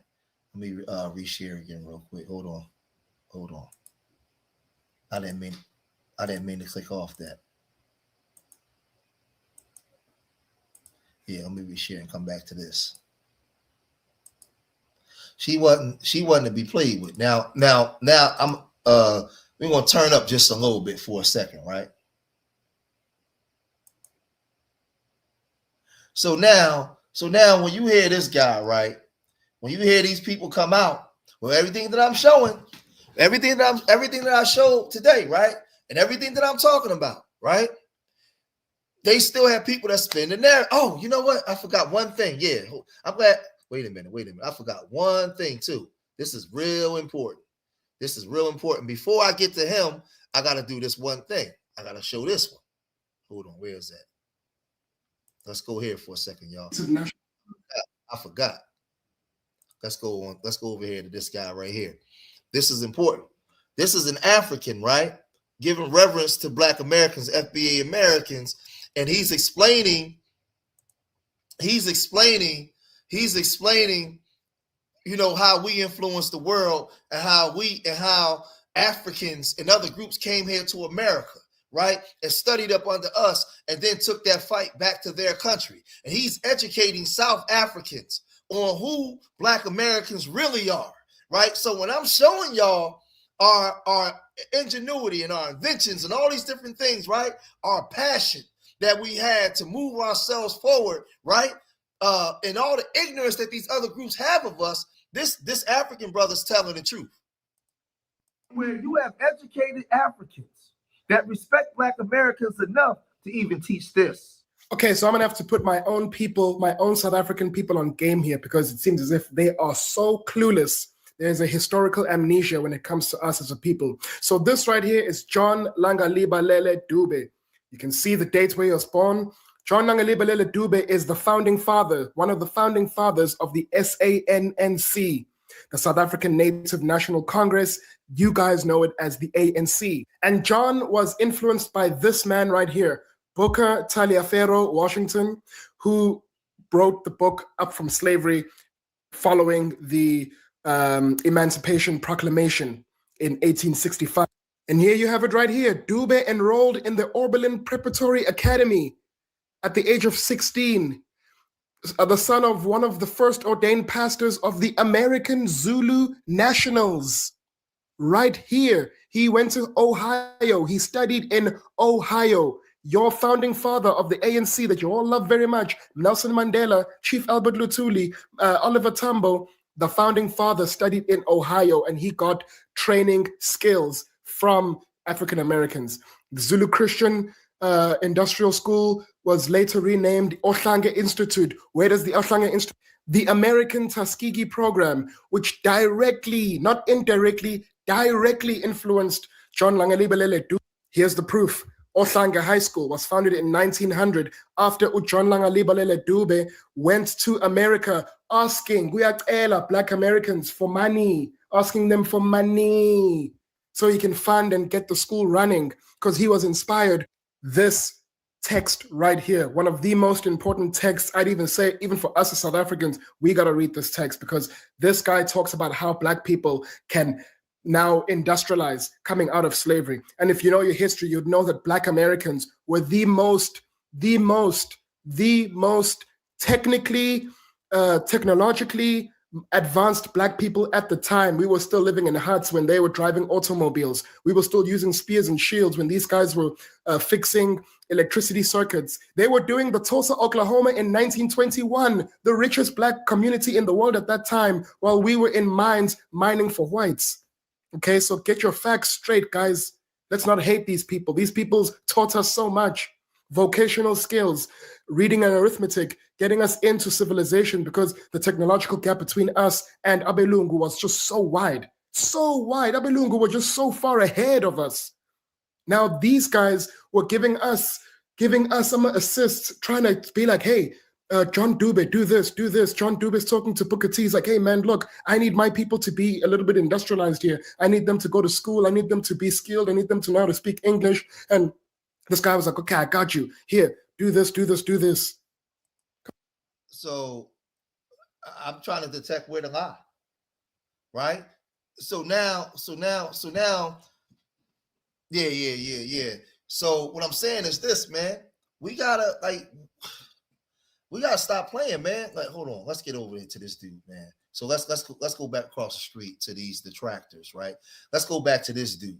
Now, this dude, Dante Kyle, with all the things that I showed today, all these Black superheroes that I showed in my live stream today, that I presented in my live stream, you got dudes like this. Now let's go back and listen to what this dude said, right? Because this brings everything home. This brings it all home onto what I was saying. Let's go back and listen to this guy, man.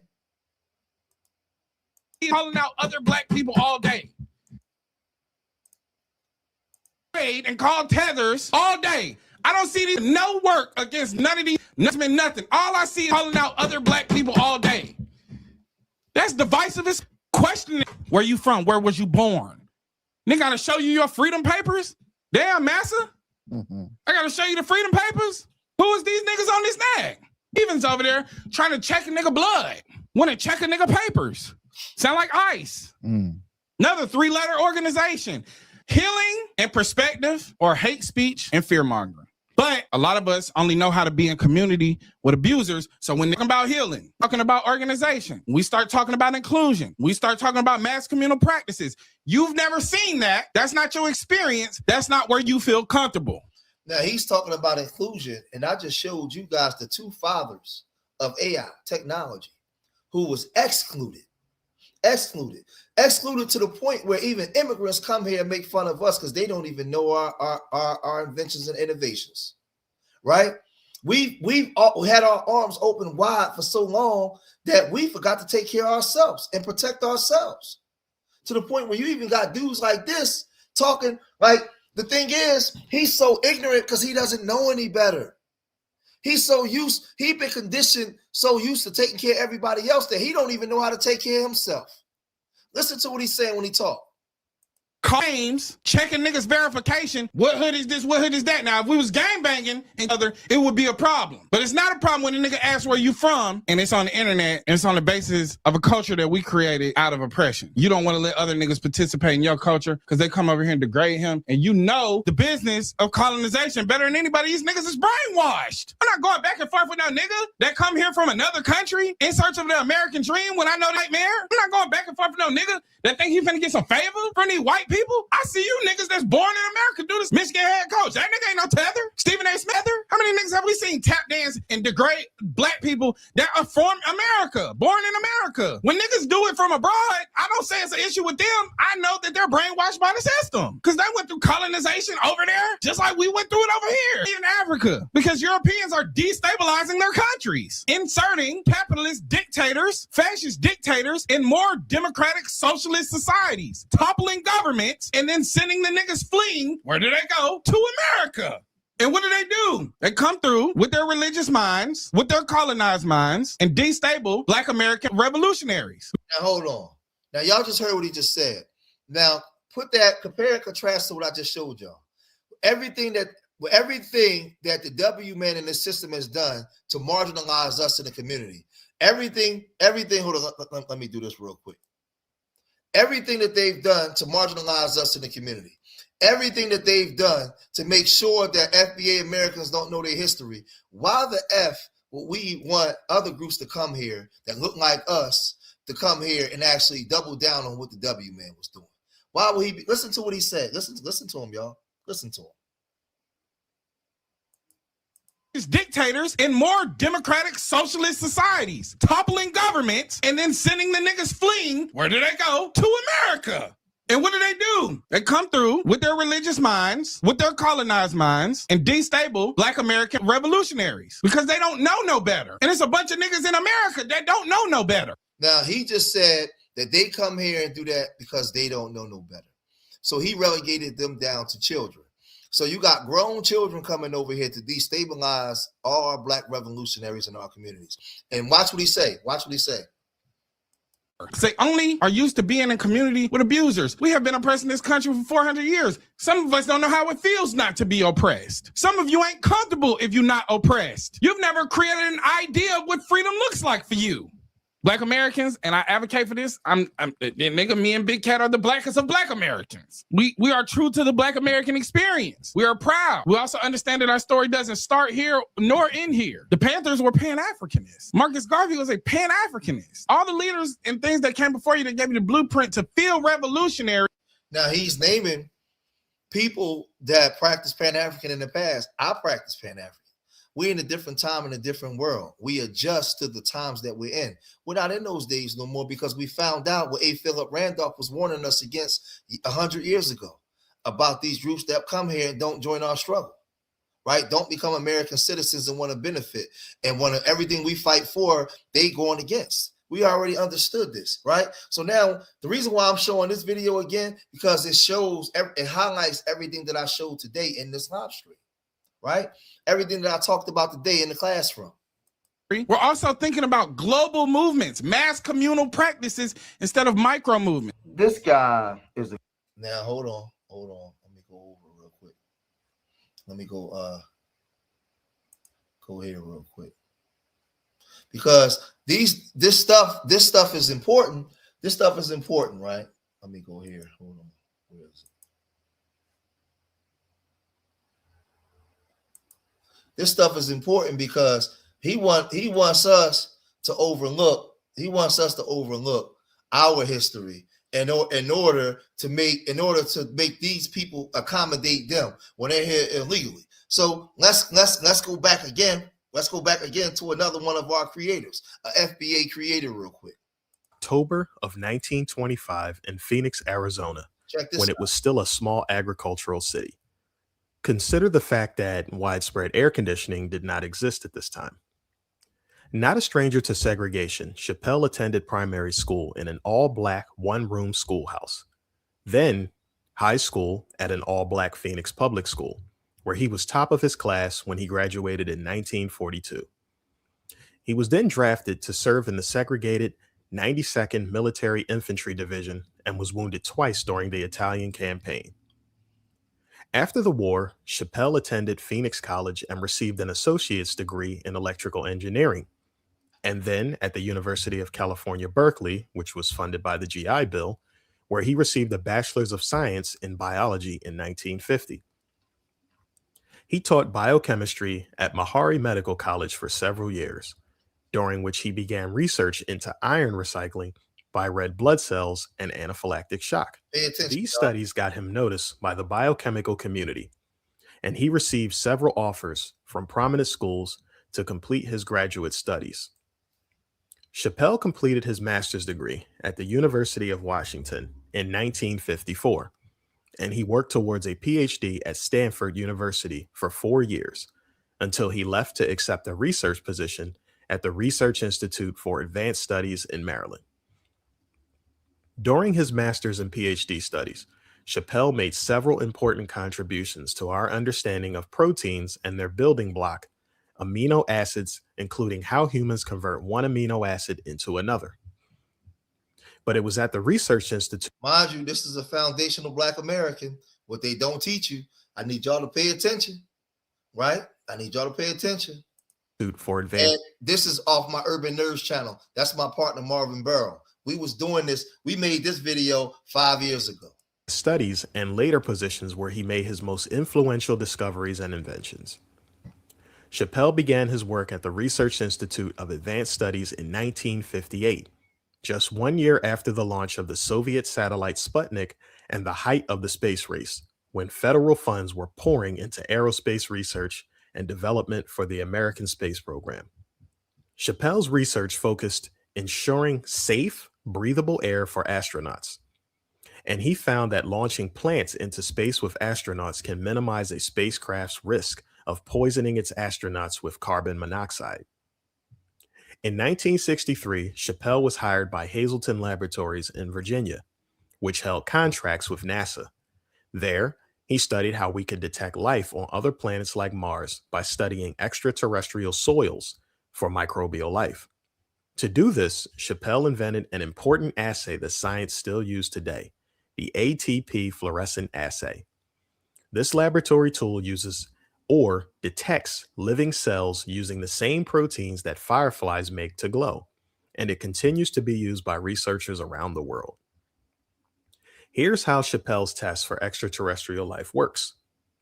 To be bioluminescence, or life that creates its own light, fireflies make two chemicals, luciferin and luciferase, named after the root word Lucifer, which means bringer of light. When combined, these chemicals will produce light as long as there is also adenosine triphosphate present. ATP is a chemical that acts as the currency or money for all living organisms and provides chemical energy for reactions like bioluminescence within a cell. If the cell is alive, ATP will be present and would glow in this assay. Chappelle tested for living cells in terrestrial soils by adding luciferin and luciferase to samples and measuring how much light was produced. If there was life, the cells glowed. Chappelle did not discover life on Mars since no Martian soil has ever been brought back to Earth to test. But this assay is still used here on Earth to detect and study microbial life. In 1966, Chappelle was hired by NASA to work at the Goddard Space Flight Center, where he continued his research into the applications of fluorescence and bioluminescence. The uses he found for his fluorescent tests were incredibly varied. He developed a way to measure crop stress in agricultural fields using lasers and medicinal tests to detect bacterial infections in blood and urine. Emmett Chappelle's contributions to science are far-reaching, advancing fields including biomedical science, astrobiology, remote sensing, and genetics. In 1994, Chappelle was awarded NASA's Exceptional Scientific Achievement Medal. When he retired from NASA in 2001, Chappelle held 14 patents, mostly relating to fluorescent tests. And in 2007, he was inducted into the National Inventors Hall of Fame for his work on fluorescence in organisms. Chappelle's legacy lives on in the huge variety and specificity of today's fluorescent assays, most of which still use firefly luciferin and luciferase. A part of his studies and tests include fluorescent tags that will bind to DNA and glow only when a certain gene is present, and fluorescent cancer cells that allow medical researchers to better see cancer in mice. Now, what that means is that the lights that's in the bugs, he was able to develop that inside the body where they can see like cancer cells and see different things that's harming the body. They can light it up. This black man was the one responsible for that research where they can light up using the luciferase to light up the body. I wish I had Marvin here to really break that down more. We did this video. He died October 2019 at the age of 93. We will always be grateful for the contributions of Emmett W. Chappelle to the scientific community. Thanks for watching the Urban Nerds Worldwide channel. Be sure to hit that like button and make sure that you subscribe to the channel. I hope that you guys are supporting Urban Nerds and supporting this project that we're doing. We're looking forward to seeing you in the future. Peace, love, and hair grease. I got one more to show y'all too before I unshare the screen. I want y'all to see this one, right? The black woman that invented 3D imaging, right? the black woman that created 3D imaging. We did that, and we had the hold on. Yeah, I'll do these two real quick. It's only it's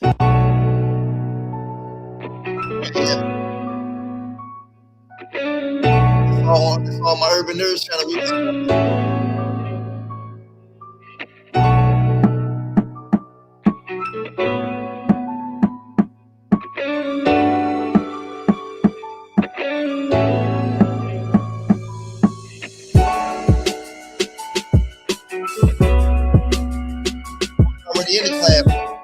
This next video is about an African-American inventor named Valerie Thomas. Thomas was born in Maryland in 1943. We're going to get up to a quick start in Valerie's story. Valerie is one of only 2 women to major in physics at Morgan State University. After Valerie graduated from Morgan State, she accepted a position as a data analyst mathematician at NASA. In the 70s, she developed the image processing system for Landsat, the first satellite to send images from Earth to space. In 1980, Valerie received a patent for an illusion transmitter. The device produces illusion images via 2 concave mirrors. This illusion technology was adopted by NASA. This illusion technology was also used for surgery. And guess what else? It was also used for the production of television and video screens. Valerie continued to work for NASA until her retirement in 1995. Thomas contributed widely to the studies of space. She helped develop research on Halley's Comet, the ozone layer, and satellite technology. Valerie received a number of NASA awards. Valerie mentored the youth at the Science, Mathematics, Aerospace Research, and Technology, Inc. Valerie will always be remembered as one of the greatest African-American inventors of all time. Hold on, one more, y'all. One more. I got this one more real quick. Hold on, real fast. Let me go back real quick. I want, because this is important to me because it's a long time coming. This brings tears to my eyes when we get a chance to get the baby.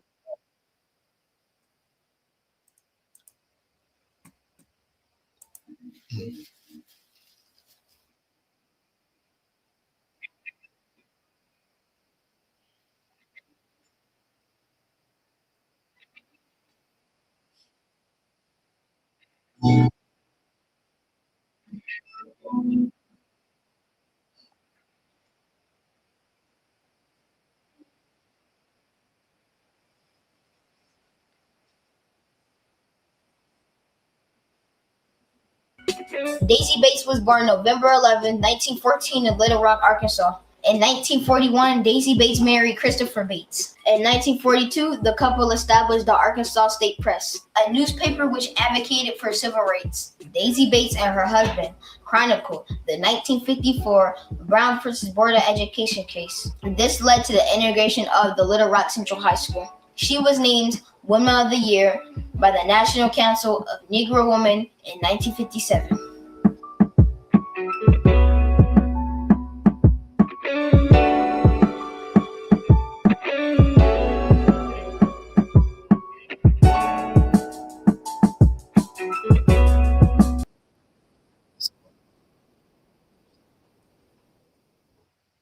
We stop sharing.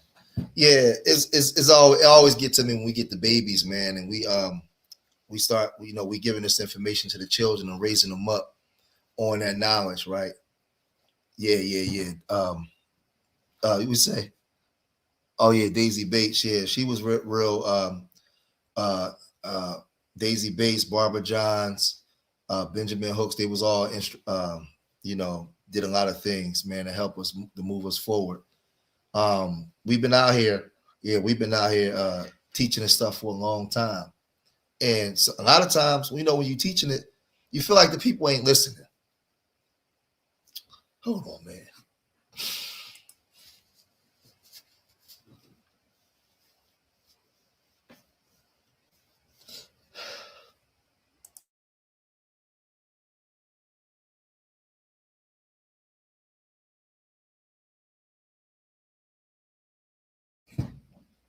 All right, I'm back.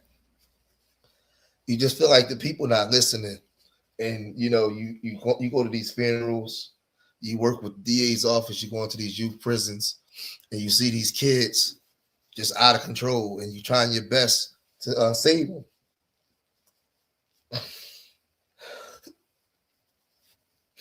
And I'm just so happy that people waking up that they finally.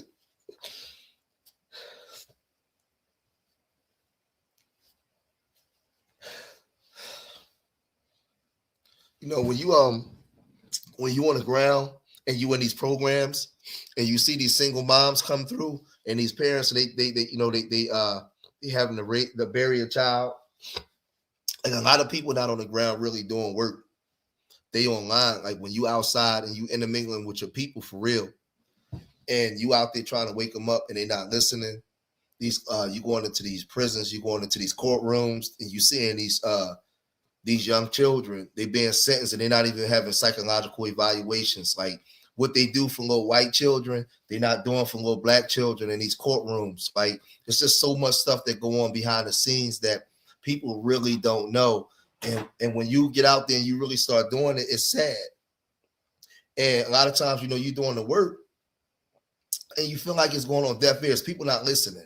So for me, I'm not sad. I'm happy because when I see like a Afro elite or a black alpha, and I see the young kids is starting to get it, they starting to wake up.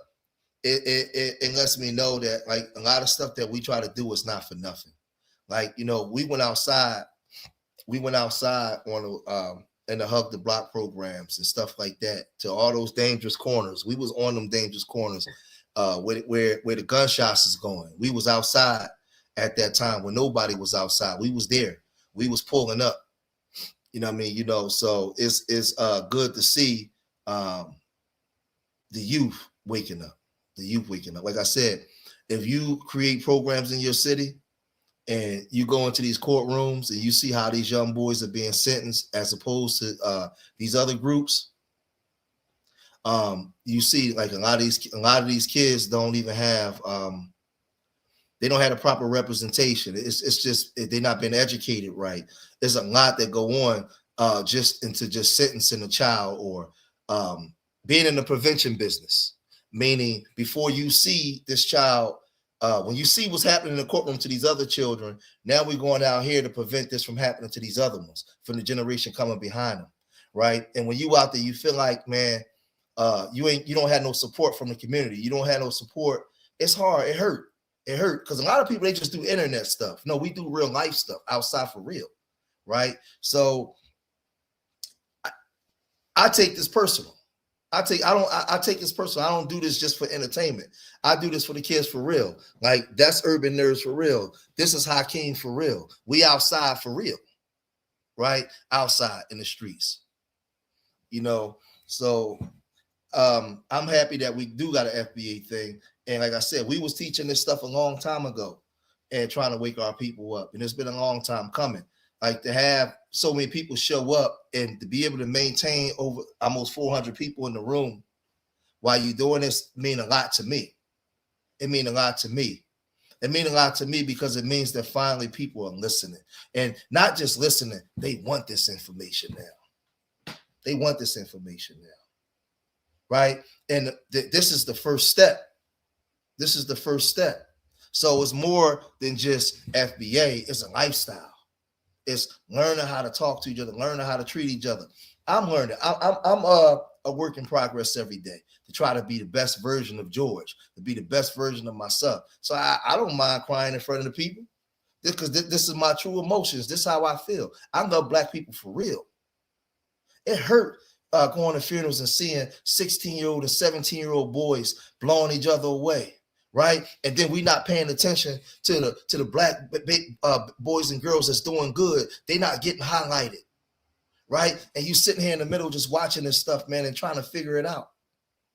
There's people out here there's people out here in Chicago, Philadelphia, New York, Baltimore on the ground that's really doing work that get no recognition. They're invisible.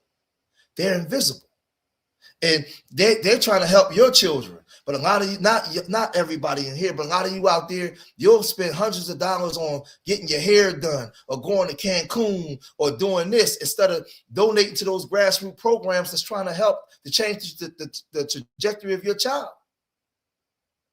They're getting ignored in the community. And then when you go out and get help from the W, man, right, you get called a sellout.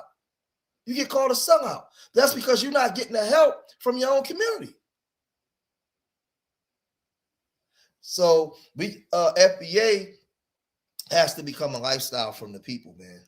It has to become a lifestyle from the people in the way that we treat each other and we teach people how to treat us. I always get emotional when I see the children, when we able to get the babies to come out and do the work. That mean a lot to me, man. A lot. That mean more to me than money. And when you can get, with all the things that's going on today with how hard it is to keep a person's attention, when you can get the babies to come in and do this work, man, that's important, man. That's important to keep the attentions of our children when we can begin to change the mind. Because I always say, you change the way that they speak, you change the way that they see themselves. You change the way that they see themselves, you change their outcomes. You change the outcomes. And every day, our fight is getting to the next generation, because the enemy wants our babies. Hold on for a second.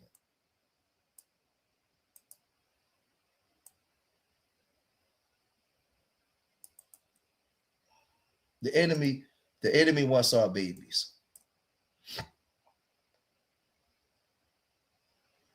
The enemies wants our babies for their prisons and their graveyards. Black death of young children and young boys and girls is $1 billion industry, man. So we gotta, if you guys can support Urban Nerds, we got some stuff coming up. We got some trips coming up. We got some other things that we're working on. I don't want to say it now because I don't want nobody to steal it, but I got something going on now in the culinary arts with some children coming up and some chefs. We got something that we about to put together big. I'm working on it now. We're going to be raising money, but I'm also reaching out to the mayor of my city in different places, because we got some stuff that we really about to pop off, man. So y'all be ready for that.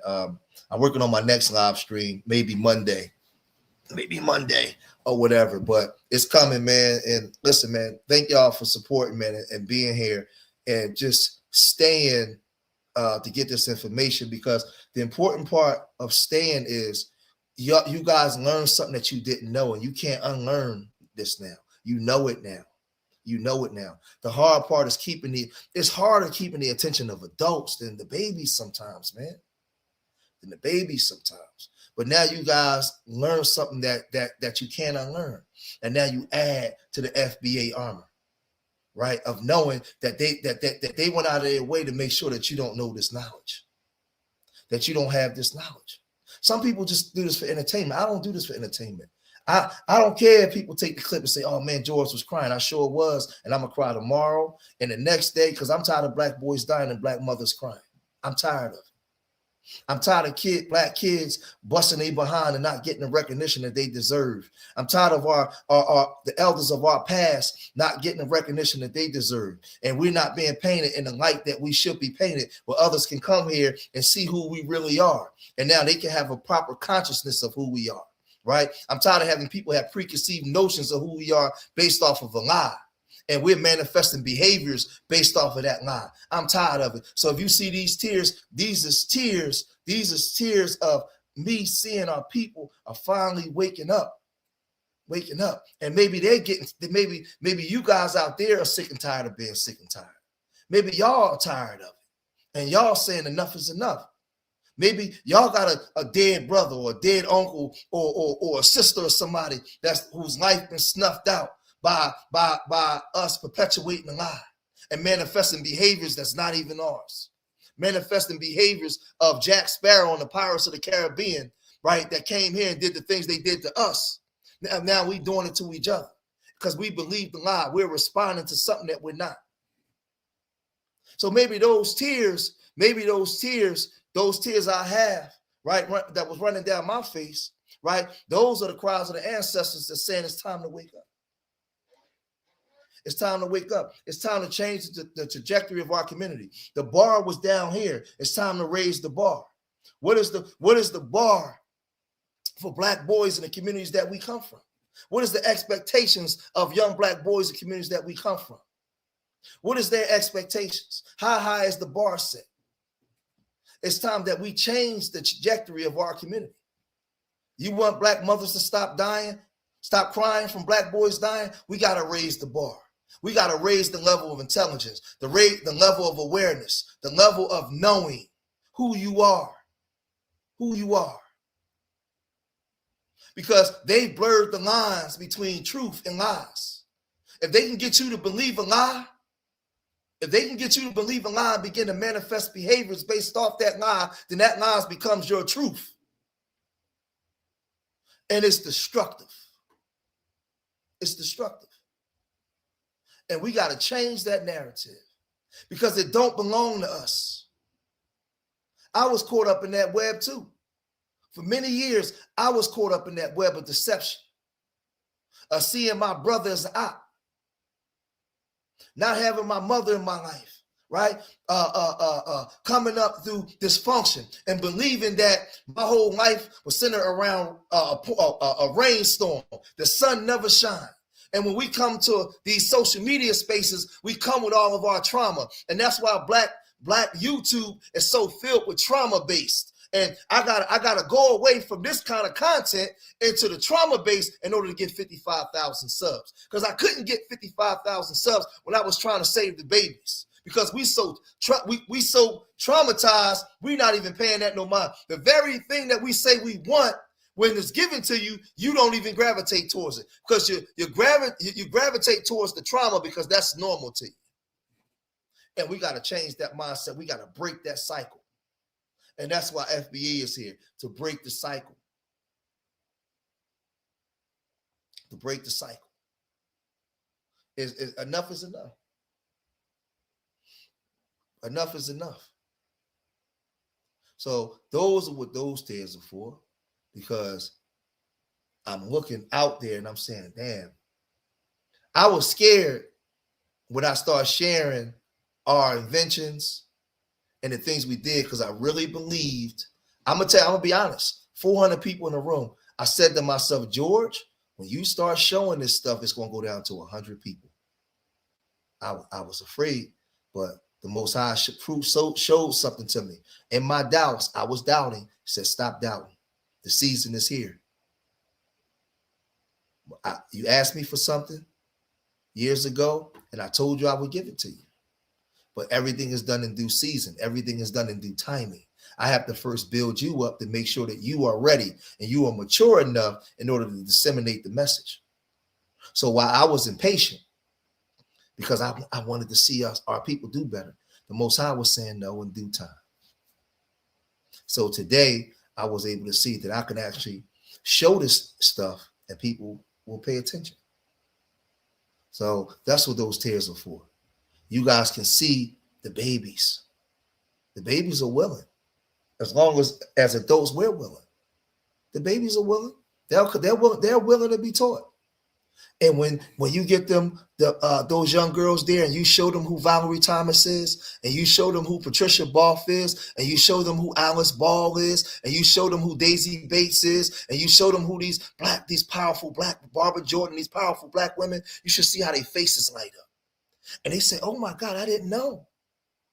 And they have those young, undeveloped brains, and you start downloading this stuff into those young brains that are like sponges.